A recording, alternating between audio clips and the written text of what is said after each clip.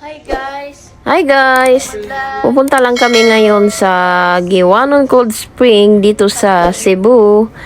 Kaya nag-ready na kami para makaalis na kami guys kasi medyo malayo konti ang lalakbayin namin.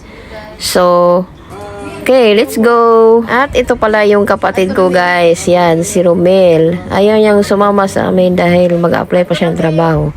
So, aalis na kami guys at kami ay papasok na sa sasakyan para makaalis na kami ng maaga guys. At ito pala yung pamangkin kong si Ninya. Ayan, so ayan naman yung sasakyan namin guys. At ang kapatid ko ang magdadrive sa amin. Ayan, Ninya, hello. Asa tayo, Day? Day, nilas ni mo niya. Hi guys! Welcome to my guys! Welcome to my Welcome to my vlog!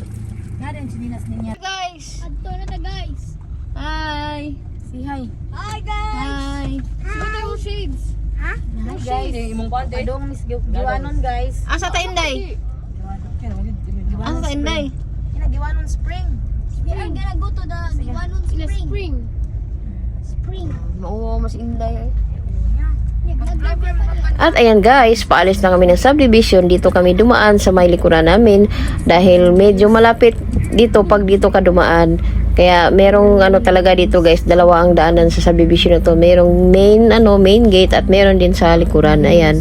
Sa likuran na yan guys, malapit ang airport guys. Kaya dito kami palaging dumaan. So ayan, dito kami laging nag-shortcut para malapit lang ang guys kasi walang traffic dito, diretso lang ang daanan. Ayan, paalis na kami guys. Ang Giwanon Cold Spring guys ay medyo malayo dito sa Cebu City. Siguro ang biyahe namin ay abot ng 2.5 oras siguro kasi di ko pa alam, first time kong makapunta dun. Kaya bago man kami makaalis puntang Japan, kasi malapit na kaming babiyahin yan papuntang Japan, ay magbanding-banding muna kami. Kaya kasi ang Giwanon Cold Spring ay nagtrending siya sa Facebook. Kaya na-amaze ako or naano ako kung bakit trending siya. Kaya pupuntahan namin ngayon.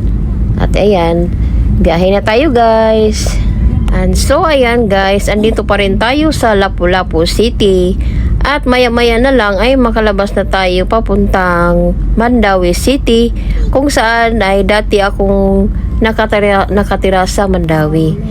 So, andito tayo ngayon sa Ibo, Lapu-Lapu City. Pero sako pa rin siya ng Lapu-Lapu. Kaya lang ang Lapu-Lapu City medyo may kalakihang lugar.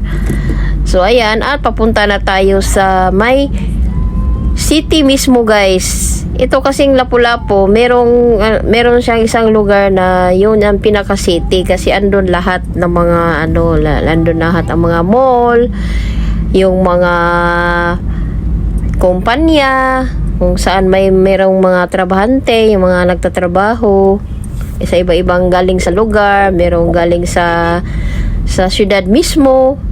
So ayan, dito na tayo sa Lapu-Lapu City guys. Ayan.